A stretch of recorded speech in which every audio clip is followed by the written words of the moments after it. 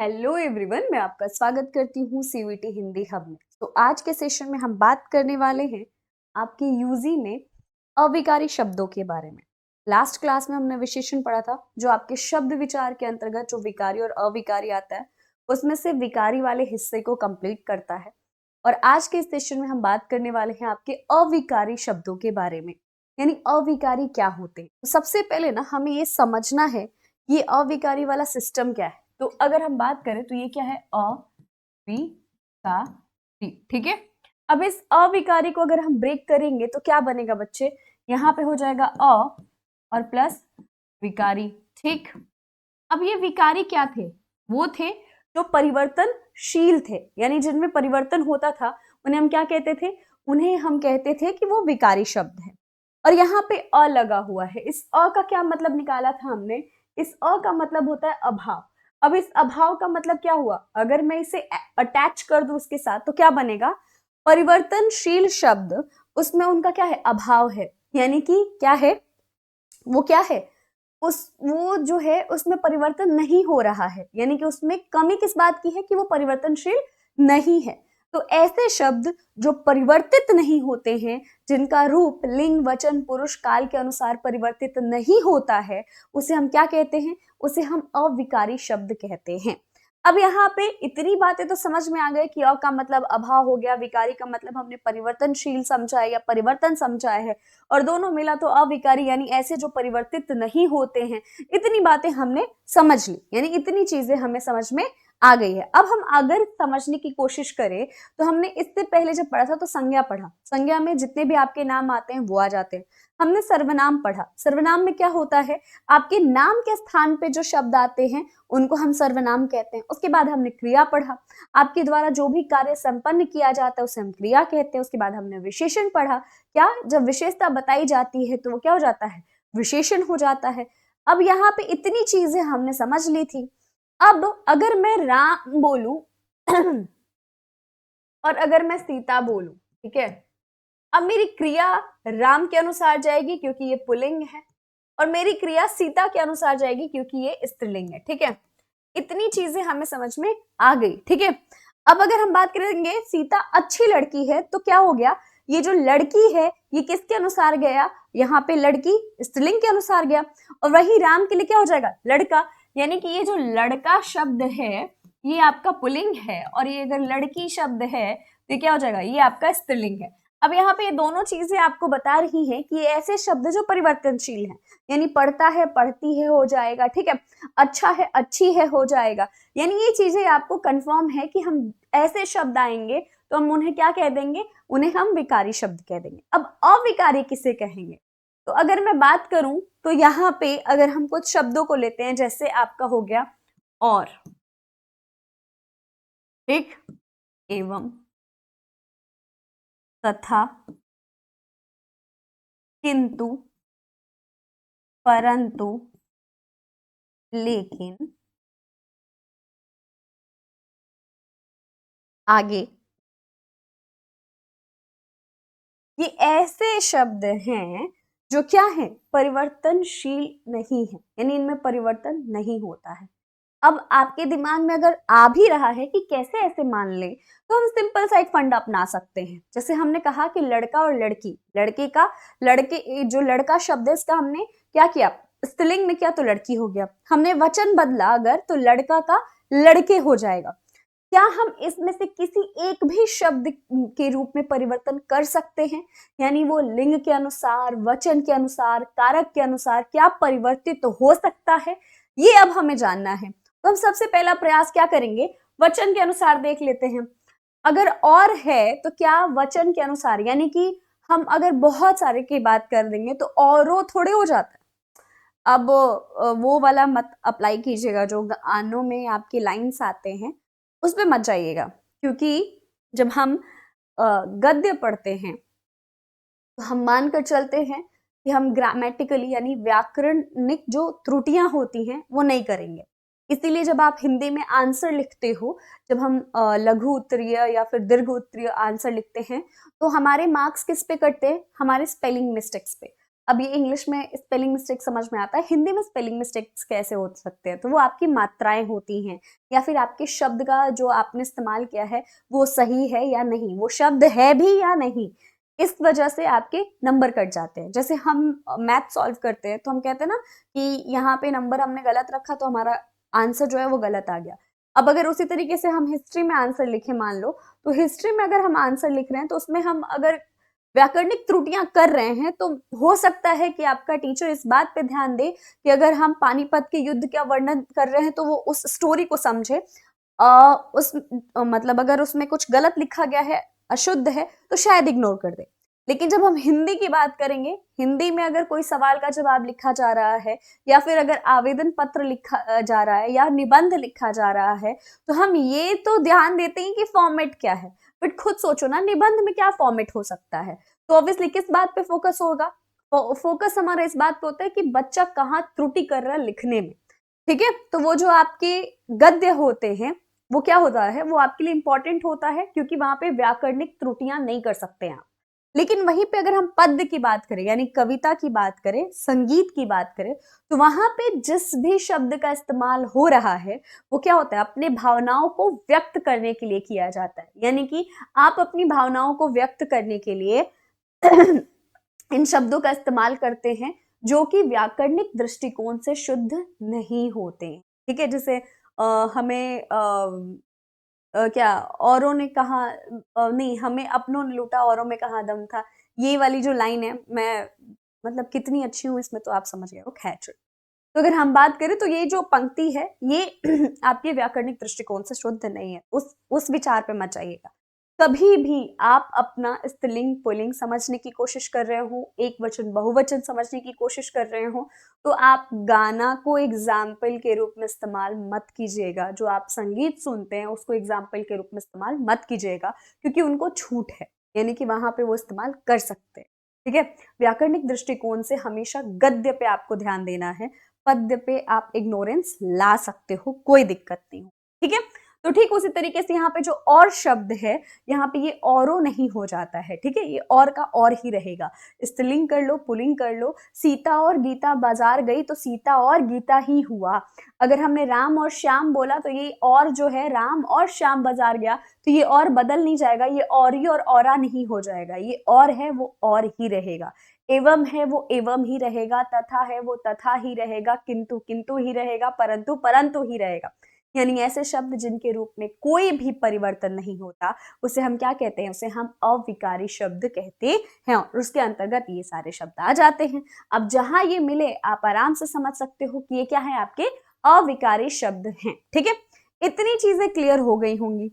अब थोड़ी सी हम परिभाषा पढ़ लेते हैं, परिभाषा पढ़ के चीजें और ज्यादा क्लियर हो जाएंगी। उसके बाद हम इसके भेद को समझेंगे, यानी इसके अंतर्गत भी हम समझेंगे कि कौन सा शब्द किसके अंतर्गत आता है। हालांकि मोटा मोटी आपको समझ में आ चुका होगा कि हम कैसे शब्दों को अविकारी शब्द कहते हैं। हिंदी व्याकरण में विकार के आधार पर शब्द को दो भागों में बांटा गया है, विकारी और अविकारी।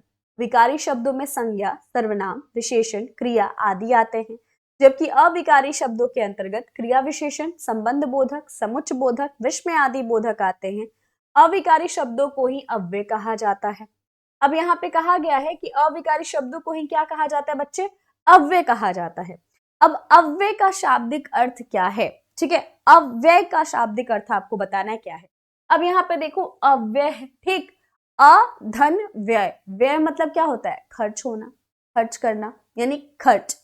व्यय मतलब हम कहते हैं ना कि उस ये जो व्यय शब्द है इसका अर्थ क्या लगता है, खर्च। अब यहाँ पे अ का मतलब हमने क्या लिया था, अभाव, यानी कि जो खर्च ना हो। यानी कि अगर मेरे पास 2 रुपए हैं और अगर मैंने उसे खर्च नहीं किया तो वो 2 रुपए ही रहेंगे। ठीक है, यही हुआ ना। तो ऐसे शब्द जो परिवर्तित न हो उन्हें हम क्या कहते हैं, अव्यय कहते हैं। अधन व्यय अर्थात जो व्यय ना हो उन शब्दों को अव्यय कहते हैं। जैसे इधर, उधर, जब, तब, किंतु, परंतु, ये सारे शब्द क्या है आपके, ये सारे के सारे आपके अव्यय के अंतर्गत आते हैं। ठीक है, यहां तक बात आपको समझ में आ गई कि हम किसके बारे में बात कर रहे हैं, अव्यय के बारे में। अव्यय या फिर अविकारी शब्द एक ही होते हैं, बस नाम अलग अलग है। अविकारी का भी मतलब वही निकालोगे आप और अव्यय का भी मतलब वही निकालोगे आप। ठीक है, चलिए अब हम आगे बढ़ते हैं और देखते हैं कि हमारा कुछ उदाहरण जो है वो आपके अव्यय से रिलेटेड। ठीक है, तो हिंदी के अव्यय शब्द कौन कौन से हैं? जब, तब, अभी, इधर, वहां, इधर, क्यों, वाह, आ, ठीक, अरे, और, तथा, एवं, किंतु, परंतु, बल्कि, इससे, अतः, एतव, चूंकि, अवश्य, अर्थात, इत्यादि। अब ये जो संस्कृत के शब्द हैं इनको आप अगर पढ़ ले तो भी ऐसा नहीं है कि इसमें बहुत कुछ ऐसा आपको याद करना है, बस एक बार सरसरी निगाहों से देख लेना। और सच पूछिए तो आपको याद करने की या फिर देखने की भी जरूरत नहीं है। जो भी शब्द हैं वो एकदम आपको देखकर समझ में आ जाते हैं कि अव्यय के अंतर्गत आते हैं या नहीं आते। उससे भी बड़ी बात यह है कि अगर आपके दिमाग में ये क्लियर है कि ये संज्ञा है, सर्वनाम है, क्रिया है और विशेषण है, तो इसके अलावा जो भी शब्द मिले वो आपके क्या हो जाएंगे? ऑब्वियसली अविकारी के अंतर्गत आएंगे। अब वो अविकारी में क्रिया विशेषण है, संबंध बोधक है, समुच्चय बोधक है या विस्मय आदि बोधक है, वो अलग बात है। लेकिन देख करके ये समझ में आ जाएगा कि यहाँ पे ये कौन सा शब्द इस्तेमाल में आ रहा है। फॉर एग्जाम्पल अगर मैं कह दूं राम और श्याम बाजार जाते हैं, तो अगर हम बात करेंगे तो देख के ही समझ में आ रहा है, या फिर राम या श्याम विद्यालय जाते हैं, तो आपको समझ में आ जाएगा कि और क्या है मेरा। ठीक उसी तरीके से आपको शब्दों को देख करके ही पहचानना मतलब आ जाना चाहिए वाला भी कॉन्सेप्ट नहीं है, आ जाएगा वाला कॉन्सेप्ट है। ठीक है, चलो अब बात करते हैं अव्यय शब्दों के वाक्य प्रयोग के उदाहरण, यानी कि कुछ ऐसे शब्द हैं आपके अव्यय के जिनका हम वाक्य में उदाहरण के रूप में प्रस्तुत कर रहे हैं। अभी वह इधर आ रहा है, इधर किसी अच्छे रेस्टोरेंट में जाना अच्छा विचार है। अभी वह इधर क्यों आया? जब वह समुद्र के किनारे खड़ा था तब वह अच्छा लग रहा था। अभी इधर भी थोड़ा वक्त बिता लो। ठीक है, आपका सुझाव अच्छा है। ये सारे शब्द आपके क्या हैं? अब आप खुद देखो कि यहाँ पे अगर आप देख रहे हो तो कौन कौन से ऐसे शब्द हैं आपको देखने को मिल रहे हैं जिनमें कोई परिवर्तन नहीं होगा। अब हमने कहा इधर उधर, अब इधर उधर आपको समझ में आ रहा है कि ये क्या है, इधर उधर किस रूप में प्रयोग में आएगा। तो ऑब्वियसली अब आप अपने वाक्य को अगर देखोगे तो पहचान जाओगे कि कौन सा शब्द आपका अव्यय है और कौन सा आपका अव्यय नहीं है। ठीक है, चलिए अब अगर हम आगे बढ़े तो यहाँ पे आपके अव्यय के भेद दिए गए हैं। ठीक है, क्रिया विशेषण, संबंध बोधक, समुच्चय बोधक, विस्मय आदि बोधक और निपात। इसमें निपात के बारे में अगर मैं बात करूं तो जनरली क्या होता है कि आपके इस निपात को अव्यय के भेद से हटा दिया गया है, यानी कि अव्यय के भेद के अंतर्गत इस निपात को नहीं पढ़ा जाता या नहीं पढ़ाया जाता। लेकिन अगर हम बात करें तो सवाल एक दो आए हुए हैं आपके सीवीटी के एग्जाम में, इस पर्सपेक्टिव से हम इसे देखेंगे और हम जानेंगे कि ये निपात है क्या। ठीक है, उसलिए मतलब उसके पर्सपेक्टिव से ये जानना जरूरी है आपके लिए। तो वाक्य भेद में हमने देखा क्रिया विशेषण, संबंध बोधक, समुच्चय बोधक और विस्मय आदि बोधक। अब ये यहाँ पे क्रिया और विशेषण दोनों शब्द साथ में आ रहे हैं। इससे पहले हमने क्रिया पढ़ा और विशेषण पढ़ा। अगर मैं ये जो शब्द है इसको मैं तोड़ दूं तो सबसे पहले आपको क्या जानना है? क्रिया को। क्रिया क्या है? कार्य करना। ठीक है, और विशेषण क्या है? विशेषता बताना। अब यहाँ पे दोनों को हम फिर वापस जोड़ दें तो क्या है? किसकी विशेषता बताई जाएगी? कार्य की विशेषता बताई जाएगी। इससे पहले विशेषण में संज्ञा या सर्वनाम की विशेषता बताई जा रही थी। अब यहाँ पे क्रिया और विशेषण साथ में आ रहे तो किसकी विशेषता बताई जाएगी?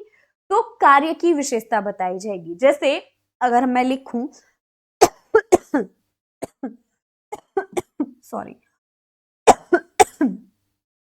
रमा धीरे धीरे बोलती है। ठीक है, अब मैंने कहा रमा धीरे धीरे बोलती है। बोलना क्या है बच्चा आपके लिए? क्रिया। ठीक है, अब वो कैसे बोल रही है? धीरे धीरे। रमा क्या है आपकी? संज्ञा। ठीक, ओके जी, चलो बोलना क्या है आपके लिए? क्रिया। अब यहाँ पे रमा की विशेषता नहीं बताई जा रही है, यहाँ पे विशेषता किस बात की बताई जा रही है? बोलने की। और बोलने की विशेषता क्या है? धीरे धीरे बोलना। तो अब ये क्या हो जाएगा? ये धीरे धीरे आपका क्या हो गया? ये हो गया आपका क्रिया विशेषण। ठीक है, अब ये अगर मैं बात करूं तो एक बात और इसमें समझ सकते हैं हम। अब ये धीरे धीरे बोलना क्रिया विशेषण है। ठीक है, अब क्रिया विशेषण के भी कुछ भेद होते हैं, आगे हम पढ़ेंगे, तो उसके अंतर्गत ये आता है और उस वक्त हम जानेंगे कि कौन सा क्रिया विशेषण है। हालांकि अगर आप नाम नहीं भी याद कर पाते हो, आपको याद नहीं भी रहता है कि ये कौन सा क्रिया विशेषण है, तब भी अगर आपको ये बात याद रहती है कि ये क्रिया विशेषण है, तब भी काम हो जाएगा। ठीक है, आपको सिर्फ समझना है और ट्रस्ट में समझ गए तो उसके बाद से आपको दिक्कत नहीं होगी। क्रिया विशेषण के एग्जाम्पल्स दिए गए हैं यहाँ पे, धीरे धीरे ऊपर नीचे, पर, सो, बहुत, संबंध बोधक के पास, के लिए, से दूर, के कारण, तब और वरना, किंतु, इसलिए, विस्मय आदि बोधक, हाय, हे राम, ओह, उफ, और निपात, भी, तो, तक, केवल, ही, मात्र। ठीक है, ये कुछ आपकी एग्जाम्पल्स हैं इंडिविजुअली भेद के। अब हम बात करते हैं क्रिया विशेषण अव्यय के बारे में। ये क्रिया विशेषण अव्यय किसे कहते हैं, ये क्रिया विशेषण अव्यय क्या होते हैं? तो जिन अव्यय शब्दों में क्रिया की विशेषता का पता चलता है उसे हम क्या कहते हैं, क्रिया विशेषण अव्यय कहते हैं। जो मैं अभी आपको बता रही थी कि रमा धीरे धीरे बोलती है, तो उसके बोलने का क्या है, यहाँ पे विशेषता बताई जा रही है। कैसे बोल रही है वो, धीरे धीरे बोल रही है। ठीक है, तो यहाँ पे वह धीरे धीरे चलता है, उसके चलने की विशेषता बताई जा रही है कि वो कैसे चलता है, धीरे धीरे चलता है। तो यहाँ पे क्या हो जाएगा, आपका क्रिया विशेषण हो जाएगा। अब यहाँ पे चलना क्रिया है और धीरे धीरे क्या है, उसकी विशेषता बताई जा रही है, तो वो क्रिया विशेषण हो जाएगा। अब क्रिया विशेषण के कुछ भेद होते हैं, जैसे स्थानवाचक क्रिया विशेषण, कालवाचक, परिमाणवाचक और रीतिवाचक। अब यहाँ पे इंडिविजुअली इनको समझ लेते हैं तो हमें परिभाषा ज्यादा पढ़ना नहीं पड़ेगा, बहुत ज्यादा अपना जो होता है ना कॉन्सेंट्रेशन उधर शिफ्ट नहीं करनी पड़ेगी, इजीली हमको कॉन्सेप्ट समझ में आ जाएगा। और हमारा टारगेट क्या है, आराम से चीजों को समझ करके और कवर करना मिनिमम टाइम में। ठीक है, तो अगर हम बात करें तो यहाँ पे स्थानवाचक, अब ये स्थानवाचक का क्या मतलब है, स्थान मतलब क्या होता है, ऑब्वियसली कि हम बात करते हैं जहां पे आप, अब यहाँ पे हम स्थानवाचक क्रिया विशेषण की बात करेंगे तो क्रिया का मतलब होता है कार्य होना, और स्थान जिस स्थान पे क्रिया संपन्न हो उसकी विशेषता बताई जा रही हो। जैसे यहाँ पे आ गया यहाँ, वहां, कहाँ, जहां, सामने, नीचे। अब क्या हो गया यहाँ पे वह सामने पढ़ता है, वह सामने पढ़ता है, पढ़ने की विशेषता बताई जा रही है कि कहाँ पढ़ता है, सामने पढ़ता है। बच्चे सामने खेलते हैं। ठीक है, तो यहाँ पे क्या हो जाएगा, ये आपको समझ में आ गया कि क्रिया जहां पे संपन्न हो रही हो उसकी विशेषता बताई जा रही हो तो स्थानवाचक हो जाएगा। अब आ जाते हैं कालवाचक। आपकी क्रिया, काल मतलब क्या होता है, समय। अब समय यानी कि जिस समय पे क्रिया आपकी संपन्न हो रही है उसके बारे में बताया जा रहा होगा, तो ऑब्वियसली क्या हो जाएगा वो आपका कालवाचक। अब यहाँ पे क्या हो जाएगा, परसों, पहले, पीछे, अभी, अभी, कभी, ये सब क्या हो जाएगा, अभी अभी। इससे किसका बोध हो रहा है कि अभी जस्ट ये कार्य संपन्न हुआ है, कभी कभी हुआ होगा। अब ये क्या है, परसों, कल नहीं, परसों। अब ये क्या हो जाएगा, ये ऐसा शब्द है जो परिवर्तनशील भी नहीं है, साथ ही साथ समय का बोध करा रहा है, तो क्या हो जाएगा आपका, ये हो जाएगा कालवाचक। अब हम बात कर लेते हैं परिमाणवाचक। परिमाणवाचक यानी कि किसका बोध हो रहा होगा, परिमाण का बोध हो रहा होगा। नाप तौल के लिए जिन शब्दों का हम इस्तेमाल करते थे उसके आगे अगर हम बहुत लगा दे, कुछ लगा दे, तो ये बहुत क्या परिवर्तनशील है, नहीं है। कुछ क्या परिवर्तनशील है, नहीं है। यानी कि यहाँ पे क्या हो जाएगा, बहुत, अधिक, सर्वथा, कुछ, थोड़ा, ये सब क्या है आपके आपके परिमाणवाचक क्रिया विशेषण के अंतर्गत आ जाते हैं। अब हम बात कर लेते हैं रीतिवाचक। रीति का जो अर्थ निकलता है उसका मतलब होता है परंपरा। कहते हैं ना रीति रिवाज, यानी परंपरा की बात होती, यानी सॉरी, किसी कार्य के संपन्न होने की जो रीति रही है, यानी कोई कार्य जो संपन्न हो रहा है उसका जो तरीका रहा है उसे हम क्या कहते हैं, रीतिवाचक के अंतर्गत। जैसे हमने कहा रमा धीरे धीरे बोलती, उसके बोलने का तरीका क्या है, धीरे धीरे। वह धीरे धीरे खाता है, उसके खाने का तरीका क्या है बच्चे, कि वह धीरे धीरे खाता है। वह तेज दौड़ता है, उसके दौड़ने का तरीका क्या है, कि वह तेज दौड़ता है। अब यहाँ पे सॉरी, तो ये क्या हो जाएगा, ये अगर हम ऐसे शब्द मिलते हैं आपको जहां पे स्थान का बोध हो, जहां पे काल का बोध हो, जहां पे रीति का बोध हो, जहां पे परिमाण का बोध हो, वहां पे क्या हो जाएगा आपका वहां पे क्रिया विशेषण हो जाता है। ठीक है, अब यहाँ पे इंडिविजुअली आपने इसको समझ लिया है, तो अब आपके लिए परिभाषा पढ़ना और उसको समझना ज्यादा इजी हो जाएगा। ठीक है, तो चलिए सबसे पहले हम बात कर लेते हैं स्थानवाचक। स्थानवाचक क्रिया विशेषण अव्यय जो विकारी शब्द किसी क्रिया के व्यापार स्थान का बोध कराते हैं उन्हें हम क्या कहते हैं? स्थानवाचक क्रिया विशेषण। जैसे यहाँ, वहां, कहाँ, जहां। कनिका यहाँ चल रही है, कनिका यहाँ चल रही है। अब यहाँ पे बताया जा रहा है कि कहाँ चल रही है, यहाँ चल रही है। ठीक है, श्याम वहां पढ़ रहा है, कहाँ पढ़ रहा है? वहां पढ़ रहा है। तो उसके पढ़ने के बारे में बताया जा रहा है कि कहाँ पढ़ रहा है, वो वहां पढ़ रहा है। ठीक है, चलिए आगे बढ़ते हैं। कालवाचक क्रिया विशेषण अव्यय जो विकारी शब्द किसी क्रिया के होने का समय बतलाते हैं उन्हें हम क्या कहते हैं? कालवाचक। ठीक है, अब अभी हम थोड़ी देर पहले यही बात कर रहे थे कि जब कार्य के संपन्न होने के समय के बारे में बताया जाएगा तो कालवाचक के अंतर्गत आ जाता है। परिमाणवाचक जो विकारी शब्द किसी क्रिया के परिमाण अथवा निश्चित संख्या का बोध कराए उसे हम क्या कहते हैं? परिमाणवाचक। ठीक है, वह तिल तिल करके मर रहा है। अब उसके मरने के बारे में कैसे कहा जा रहा है? वह तिल तिल करके, थोड़ा थोड़ा मर रहा है, तो क्या हो जाएगा वहां पे? परिमाणवाचक। ठीक है, रीतिवाचक जो शब्द किसी क्रिया की रीति का बोध कराए उसे हम क्या कहते हैं? रीतिवाचक। वही सेम एग्जाम्पल आप यहाँ पे दिमाग में रखोगे तो चीजें आपके लिए क्लियर हो जाएंगी। यानी कि अगर मैं बात करूं तो क्रिया विशेषण बहुत इजी है और क्वेश्चंस अव्यय से अगर पूछे जाएंगे तो क्रिया विशेषण से पूछे जाते हैं। पहचानना होता है कि आपको बताना है कि इसमें कौन सा आपका क्रिया विशेषण है। कौन सा क्रिया विशेषण, यानी उपभेद की बात नहीं कर रही हूँ, यानी कि निम्नलिखित शब्दों में से कौन सा एक क्रिया विशेषण है, आपको ये बताना होता है। या फिर हो सकता है कि आपका अंडरलाइन दिया गया और पूछा जाए कि ये क्या है, संज्ञा है, सर्वनाम है, क्रिया है या विशेषण है, तो वो आपको बताना होता है। ठीक है, या फिर कभी कभी क्या होता है कि दिया जाता है कि निम्नलिखित में से क्रिया विशेषण का चयन करें। 4 ऑप्शंस दे दिए जाते हैं जिसमें हो सकता है धीरे धीरे, कल परसों, तिल तिल, कुछ, थोड़ा, और 2 ऐसे एग्जाम्पल हो जो आपके संज्ञा और सर्वनाम से दिए गए हैं, वह और यह। तो अब आपको उसमें से क्या करना होता है? चुनना होता है कि कौन सा एक आपका सटीक आंसर होगा।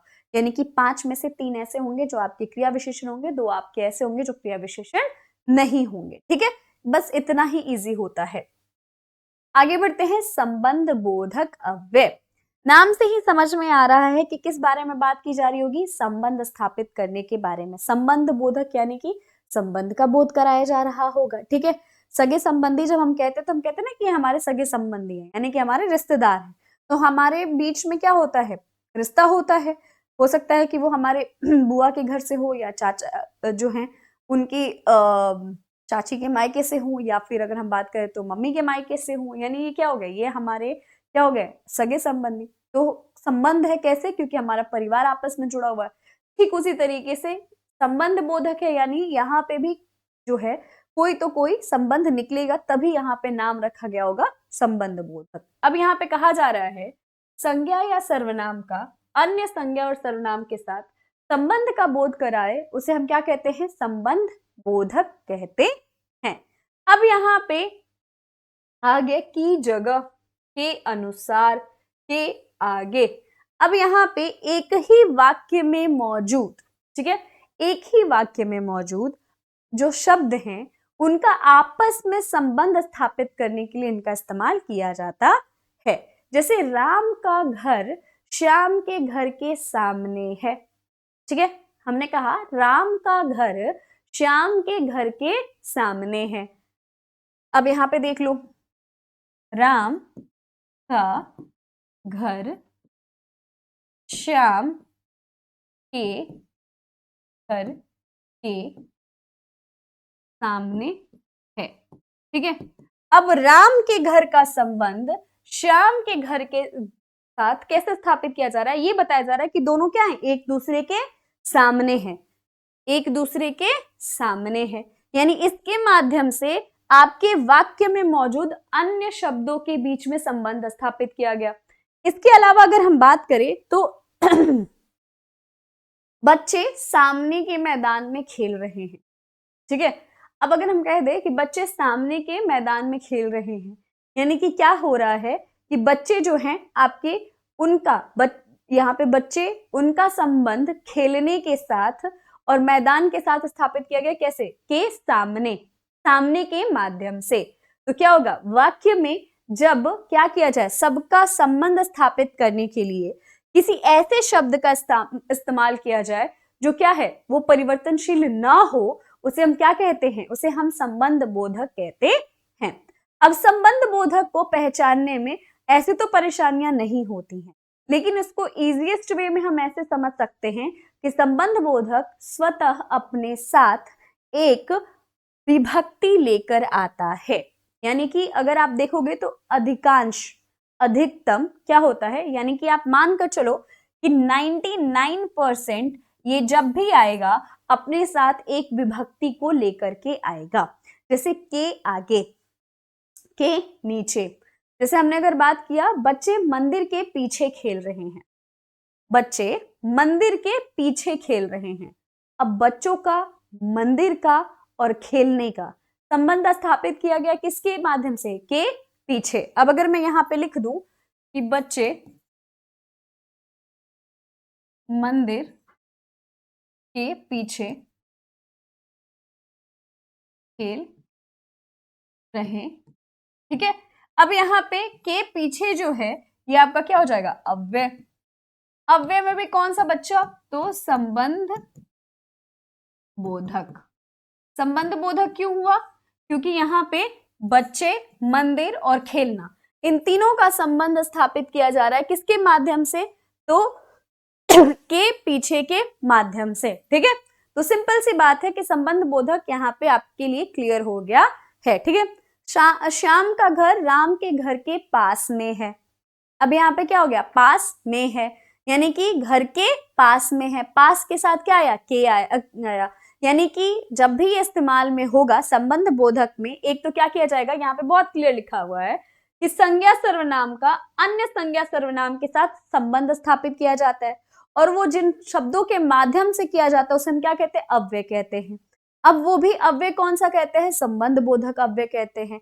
नाम से ही समझ में आ रहा है संबंध स्थापित किया जा रहा है। वाक्य में मौजूद अन्य शब्दों का आपस में संबंध स्थापित करने के लिए जिन शब्दों का इस्तेमाल किया जाता है उसे हम कहते हैं संबंध बोधक अव्यय, और ये जब भी आएंगे अपने साथ विभक्ति लेकर के आएंगे, ठीक है। अब संबंध बोधक के उदाहरण देख लेते हैं। विद्यालय के सामने बगीचा है, विद्यालय के सामने बगीचा। अब यहाँ पे क्या बच्चे? सामने के साथ के आया है, ओके। यहां से पूरब की ओर तालाब है, यहां से पूरब की ओर तालाब है। मैं कार्यालय से दूर पहुंच चुका हूं। अब यहाँ पे ये जितने भी शब्द आपको दिख रहे हैं वो आपको विभक्ति के साथ दिख रहे हैं, और उन्हीं के माध्यम से क्या हो रहा है? संबंध स्थापित किया जा रहा है, ठीक है। चलो इतनी बात तो समझ में आ गई होगी। अब हम बात कर लेते हैं संबंध बोधक के कुछ भेद होते हैं, ठीक है। संबंध बोधक अव्यय के 12 भेद होते हैं। इनके बारे में हम थोड़ा थोड़ा पढ़ लेंगे। ऐसा नहीं है कि आपको सारे नाम याद होने चाहिए, सबको पहचानना आना चाहिए, ऐसा नहीं है। आप आराम से सिर्फ इसको जान लो, समझ लो, उतना भी बहुत है। और आप एक बार समझ गए तो फिर आपको पहचानना भी आ ही जाएगा, ठीक है। चलिए, तो इसमें आता है स्थानवाचक संबंध बोधक। अब स्थानवाचक बच्चे, जैसे मैंने कहा कि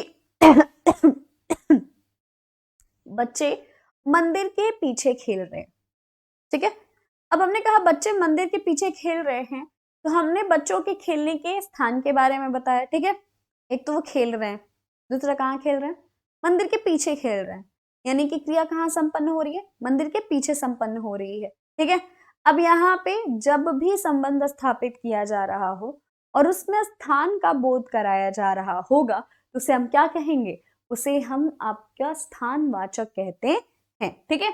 अब यहाँ पे जो अव्यय शब्द स्थान का बोध कराते हैं उन्हें क्या कहते हैं? स्थानवाचक संबंध बोधक अव्यय कहते हैं। यहाँ पे जैसे बाहर, भीतर, ऊपर, नीचे, बीच, आगे, पीछे, सामने, निकट, ये सब क्या हो जाएंगे? आपके स्थानवाचक के अंतर्गत आ जाते हैं। दूसरा है दिशावाचक संबंध बोधक। दिशा मतलब जब डायरेक्शन कहा जाए, उस ओर से चले जाओ, आपने सुना होगा ना, उस ओर है, ठीक है। ये क्या करते हैं? हम डायरेक्शन दे रहे होते हैं ना, तो दिशा के बारे में बात की जाए। जो अव्यय शब्द दिशा का बोध कराते हैं उन्हें हम क्या कहते हैं, दिशावाचक संबंध बोधक अव्यय। यहां से निकट, समीप, और, सामने, तरफ, प्रति आदि आता है, वहां पे क्या हो जाता है, दिशावाचक संबंध बोधक अव्यय हो जाता है। ठीक है, चलिए आगे बढ़ते हैं। कालवाचक संबंध बोधक। काल मतलब बच्चे, अभी थोड़े पहले हमने पढ़ा था, काल मतलब संपन्न होने का समय, यानी कि जब संपन्न हो रहा हो उसके समय के बारे में बात की जा रही हो, यानी संबंध स्थापित किया जा रहा है तो उसमें समय के बारे में कुछ ना कुछ तो बात करी जा रही हो, यानी बिना समय के अगर है तो वो ऑब्वियसली काल के अंतर्गत नहीं आएगा। जिन अव्यय से समय का पता चलता है उसे हम क्या कहते हैं, कालवाचक। यहां से पहले, जहां पर पहले, बाद, आगे, पीछे, पश्चात, उपरांत आते हैं वहां पर क्या हो जाएगा, कालवाचक। अब यहाँ पे थोड़ा सा कंफ्यूज मत हो जाना, यहाँ पे पीछे दिया गया है, ये वो वाला पीछे नहीं है, ठीक है। जैसे हम बात करते हैं कि पीछे जो होता है ना, पीछे जो समय बीता हुआ होता है उसे हम कहते हैं पिछले साल। जैसे हम कहते हैं ना पिछले साल, तो वो क्या हो जाएगा, वो पीछे हो गया, वो समय के बारे में बात कर रहे हैं, ठीक है। फिर हमने कहा मंदिर के पीछे, वो स्थान हो गया, ठीक है। दोनों पीछे जो है वो दो अलग अर्थ रखते हैं, तो एक ही तरीके से इसे मत लीजिएगा, मत समझिएगा, ठीक है। चलो हम आगे बढ़ते हैं। साधनवाचक। अव्यय शब्द किसी साधन का बोध कराए उसे हम क्या कहते हैं, साधनवाचक। जहां पर निमित्त, द्वारा, जरिए, सहा, माध्यम। अब यहाँ पे क्या हो जाएगा बच्चे, जैसे हमने कहा उनके माध्यम से यह कार्य संपन्न हो पाया, ठीक है। या फिर अगर हम किसी को थैंक यू बोलते तो हम कहते हैं ना आपके माध्यम से ये कार्य हो पाया है, ठीक है। और जैसे हम भगवान जी को जब हम थैंक यू बोलने चाहते हैं, यानी कि जब कुछ अच्छा होता है तो ऑब्वियसली सबसे पहला हक उनका बनता है जिनको हम बताते हैं, तो हम क्या कहते हैं कि आपकी कृपा की वजह से ये हो पाया है, ठीक है। अब यहाँ पे आपके माध्यम से ये कार्य संपन्न हुआ, तो जब हम उससे साधन बना देते हैं, यानी अगर हम परमात्मा को अपने कार्य के संपन्न होने का साधन समझ रहे हैं या साधन बना देते हैं, तो क्या हो जाएगा, वो आपका साधनवाचक हो जाएगा, ठीक है। वह मित्र के सहारे ही पास हो जाता है, ठीक है। सहारा, आश्रय, साधन। साधन का जनरली मतलब ही यही लिया जाता है कि जिसके द्वारा, ठीक है। चलो अब हम बात कर लेते हैं कारणवाचक संबंध बोधक। कारणवाचक बोले तो क्या होगा, कारण ना, अरे आप अगर नाम को तोड़ लो ना और उसका शाब्दिक अर्थ निकाल लो, सारी चीजें खुद ही क्लियर हो जाती, ठीक है। तो यहाँ पे क्या हो जाएगा, जो अव्यय शब्द किसी कारण का बोध कराते हैं उसे हम क्या कहते हैं, कारणवाचक। जैसे जहां पर कारण, हेतु, वास्ते, निमित्त, खातिर, तुम्हारी खातिर, वो क्या है का नाम मुझे याद नहीं आ रहा, इन मौके पे मुझे ऐसे एग्जांपल्स नहीं याद आते। ऐसे जनरली मैं अगर सोच रही हूँ इस टॉपिक पे और कुछ चल रहा है दिमाग में तो मुझे फटाक से एग्जांपल आते हैं कि अरे मैं ये भी एग्जांपल दे सकती, बट अभी मेरे को नहीं आ रहा, बट कोई बात नहीं। अगर हम बात करें तो जिसके खातिर या फिर जिसकी वजह से, ठीक है। अब हम अगर हम बात करेंगे तो यहाँ पे कहा जा रहा है कि कारण, ठीक है। अब अगर आपने मतलब किसी कारणवश कोई कार्य संपन्न किया तो उस कार्य के संपन्न करने की वजह तो कुछ और रही ना, ठीक है। तो ये क्या हो जाएगा, अगर हम किसी कार्य को संपन्न कर रहे हैं या फिर जिसके लिए भी ये कार्य हो रहा है वहां पे ऐसे शब्दों का इस्तेमाल होता है। और क्या गाना है, तेरे वास्ते फलक से मैं चांद लाऊंगा, तो ये जो वास्ते सिर्फ तेरे लिए, ठीक है। बट इसके आगे वाली लाइन नहीं आता, ठीक है। तो आगे की चीजें मैं नहीं बता पाऊंगी, बट ये वास्ते यानी कि तुम्हारे लिए, सिर्फ तुम्हारे लिए कार्य होगा, ठीक है। चलो आगे बढ़ते हैं। सीमावाचक। सीमा मतलब क्या होता है, लिमिट। जब हम क्या करते हैं, लिमिट की बात कर रहे होते हैं। फॉर एग्जाम्पल कभी कभी क्या होता है कि मम्मी लोग गुस्सा होती है तो क्या कहती है कि तुम ना अब अपना लिमिट क्रॉस कर, यानी कि जो उन्होंने पैरामीटर सेट किया है वो हम क्रॉस कर रहे हैं, ठीक। तो वही वाली लिमिट है यहाँ, ठीक। सीमा वाचक। अव्यय शब्द सीमा का बोध कराते हैं उन्हें हम क्या कहते हैं, सीमा वाचक। मात्र भर, ठीक है। कहते हैं ना जैसे मम्मी अगर गुस्सा हो गई किसी बात पे तो कहते हैं ना कि बस मैं इसका इंतजार कर रही हूँ, मात्र ये हो जाने दो, उसके बाद मैं बताती हूँ। ठीक है, तो वो क्या हो गया, मात्र ये हो जाने दो, यानी उन्होंने एक लिमिट सेट रखा है, ये तुम कर लो, उसके बाद मैं बताती हूँ कि क्रोध को कितना संयम के साथ मैंने संभाल के रखा था। तो वो सेम आपको यहाँ पे भी अप्लाई करना है। सीमा मतलब कि वो जो आपने एक लिमिट जो है, अगर किसी ऐसे शब्द का इस्तेमाल हो रहा है जो लिमिट को तय करा जा रहा होगा, तो क्या हो जाएगा, सीमावाचक। विरोध सूचक विरोध मतलब क्या होता है, अपोज करना। ठीक है, विरोध मतलब कि क्या कर रहे हैं हम, किसी के विरोध में कुछ बोल रहे हो, या फिर कुछ ऐसे शब्द जिससे विरोध क्या किया जाए, जाहिर किया जाता है, जिसे हम कहते हैं विरोध सूचक। जो अव्यय शब्द प्रतिकूलता या विरोध का बोध कराए अनुकूल मतलब क्या होता है, हमारे मन के अनुसार। प्रतिकूल यानी कि जैसा हम सोच रहे हैं उसके जस्ट अपोजिट। ठीक है, तो यहाँ पे वही है कि जब हम क्या करते हैं, उल्टे, विरुद्ध, प्रतिकूल, विपरीत आदि आते हैं, वहां पे क्या हो जाएगा, ये सारे आपके शब्द विरोध सूचक के अंतर्गत आ जाते हैं। समता सूचक, समता मतलब क्या होता है, बराबर। समता का मतलब होता है बराबर। ठीक है, तो अगर हम बात करेंगे जो अव्यय शब्द समानता का बोध कराता है उसे हम क्या कहते हैं, समता सूचक। जैसे कि अगर हम बात करें सामान्यता, तुल्य, तरह, सदृश, समान, जैसा, वैसा। जैसा देश वैसा भेष। अब हम कहते हैं जैसा देश वैसा भेष। अब जैसा वैसा यानी कि ये क्या है, समानता की बात कर रहा है। कहा जाता है जैसा बाप वैसा बेटा, या फिर जैसा बाप वैसी बेटी। तो क्या हो गया, जैसी उनकी क्वालिटीज है जैसे बच्चे की क्वालिटी, यानी कि एकदम सिमिलैरिटी। तो क्या हो गया, समानता। ठीक है, अब हम बात करेंगे हेतुवाचक। हेतु मतलब क्या होता है बच्चे, जहां पर रहित अथवा सिवा अतिरिक्त आते हैं, वहां पे क्या होता है, हेतुवाचक हो जाता है। सहचर सूचक, जो क्या हो, साथ में आए, संग। ठीक है, बस शब्दों पे ध्यान देना, भेद के नाम पे उतना ध्यान मत देना। ऐसा जरूरी नहीं है कि सारे भेद के नाम आपको याद हो, और वो याद रहेगा तभी आपका पेपर क्लियर हो। इट्स काइंड ऑफ थिंग कि आपको सारे शब्द बस दिखने चाहिए, ये किसके अंतर्गत आते हैं, अविकारी के अंतर्गत आते हैं, उसमें भी ये किसके अंतर्गत आते हैं, तो आप आराम से बता सको, बस इतना ही। ठीक है, जैसे अगर मैं बात करूं तो आपके अविकारी शब्दों में सबसे ज्यादा इंपॉर्टेंट सेक्शन माना जाता है क्रिया विशेषण का सेक्शन। यानी क्रिया विशेषण जो 4 आपके भेद आते हैं वो आपको पता है, तो बाकी सारी चीजें आपका हो जाता है। फॉर एग्जाम्पल अगर मैं बात करूं विश्व में आदि बोधक, उसमें कुछ है ही नहीं, आपको कुछ याद ही नहीं करना। जहां पे आश्चर्यचकित हो रहा है कोई, घृणा महसूस हो रही है उसे, हर्ष जो है वो महसूस कर रहा है, तो ऐसे शब्द इस्तेमाल होंगे तो विश्व में आदि। अगर हम वहीं पे बात करेंगे समुच्च बोधक, तो आपके दो शब्दों को जोड़ने के लिए जिन शब्दों का इस्तेमाल किया, दो वाक्यों को जोड़ने के लिए जिन शब्दों का इस्तेमाल किया जा रहा है वो हमारा समुच्च बोधक हो गया।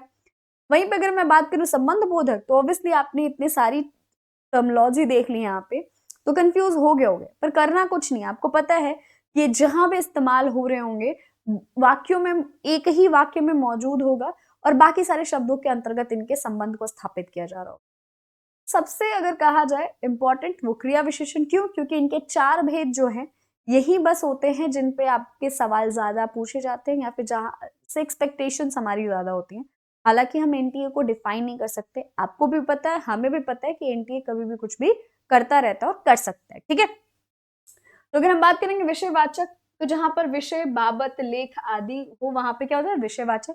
और संग्रहवाचक, जहां पे समेत, भर, तक आदि का बोध हो, तो वो क्या हो जाएगा, संग्रहवाचक। अब ये सारे इंडिविजुअली शब्द जो है, भेद है, उनको याद करने की जरूरत नहीं है। आपको सिर्फ इतना याद करने की जरूरत है कि इनके अंतर्गत शब्द जो आए वो आपके क्या है, अविकारी है। यानी कि अगर मैं बात करूं तो मैं अगर कारण बोलूं, खातिर बोलूं, हेतु बोलूं, वजह बोलूं, द्वारा बोलूं, और बोलूं, तथा बोलूं, किंतु बोलूं, इसलिए बोलूं, परंतु बोलूं, कोई भी शब्द ऐसा आ जाता है जो परिवर्तित नहीं हो रहा है, बस इतना ही आपके लिए इंपॉर्टेंट होता है। ठीक है, चल, तो अगर हम बात करेंगे तो अभी हमने पढ़ा आपके अविकारी शब्द के अविकारी शब्दों की परिभाषा को समझा, साथ ही साथ हमने आपके क्रिया विशेषण को और संबंध बोधक को पढ़ा। नेक्स्ट क्लास में हम समुच्च बोधक को पढ़ेंगे, साथ ही साथ हम निपात को पढ़ेंगे, विस्मयादि बोधक को पढ़ेंगे, और इस चैप्टर से रिलेटेड आपके एमसीक्यूज करेंगे, ताकि ये चैप्टर खत्म हो जाए, अच्छे से पूरी तरीके से खत्म हो जाए, आपका भी डाउट खत्म हो जाए और इससे रिलेटेड कोई भी सवाल जवाब आपके दिमाग में ना रहे। अब हम आपसे मिलेंगे नेक्स्ट सेशन में, तब तक आप स्वस्थ रहो, मस्त रहो और अपना ध्यान रखो। Thank you.